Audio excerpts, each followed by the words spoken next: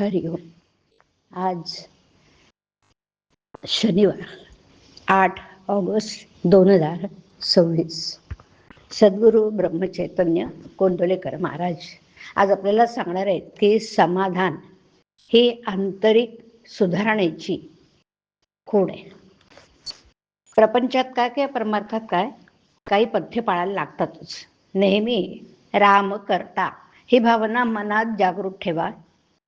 शोक, चिंता, भीती, आशा, तृष्णा ह्या सर्व राम करता म्हटल्याने नाहीशा होतात.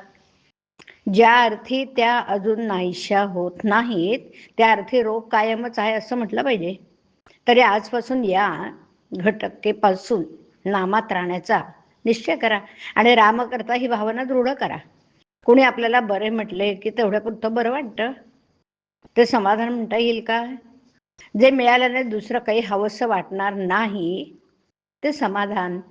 समाधान ही आंतरिक सुधारण्याची खूणच आहे आणि ते मिळवण्यासाठी प्रपंच सोडण्याची जरुरी नाही.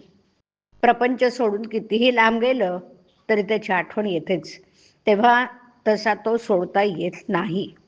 तो एक राम म्हटल्यानेच सुटू शकेल. कोणतंही कर्म करताना भगवंताच्या नामात राहा. त्यामुळे समाधान मिळून मनुष्य सुखदुःखाच्या द्वंद्वात गुरफटला जाणार नाही. जो कोणी स्वतःचा उद्धार करून घेईल तो खरा ज्ञानी. काही न करणारा हा खरा अडाणी. वासनेचे परिणत स्वरूप म्हणजे बुद्धी. जी बुद्धी बंधनामध्ये काम करते ती खरी स्वतंत्र बुद्धी होय.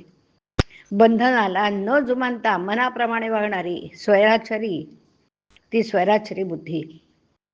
वासना नष्ट होणे म्हणजे देह बुद्धी नष्ट होणे. प्रापंचिक मनुष्याला विषय टाकता येतील हे शक्य नाही. त्याचे विषयाचं प्रेम रक्तात इतकं भिनलंय की ते काढून टाकायला सूक्ष्म असं अस्त्र पाहिजे. नाम हे अतिशय सूक्ष्म अस्त्र आहे. ते घेतल्याने विषयाचं प्रेम नष्ट होईल. खरोखर थोडा मनापासून निश्चय करा. तो परमात्मा फार दयाळू आहे. तो खात्रीने आपल्याला निश्चयाच्या पाठीशी राहील.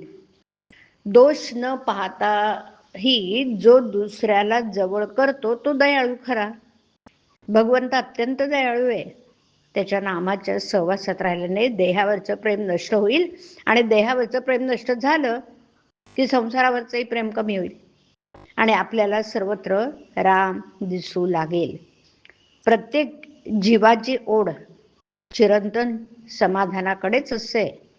ती ओढ परमेश्वर प्राप्तीनेच पुरी होऊ शकते. ही प्राप्ती व्हायला अत्यंत सुलभ साधन जर कोणतं असेल आणि त्याचा सतत सहवास जर कशाला लाभत असेल तर ते एका नामाने. ज्याने नाम हृदयात अखंड बाळगलं त्याला सर्वत्र परमेश्वरच दिसेल. इतर साधनांमध्ये उपाधीमुळे थोडी तरी चलबिचल आहे. नाम स्थिर आहे. हे भगवंताचं नाम आवडीने घ्या, श्रद्धेने घ्या, मनापासून घ्या. अखंड नामस्मरणात राहा. किती समाधान राहील. हरिओम. हरिओम तत्सत. हरिओम.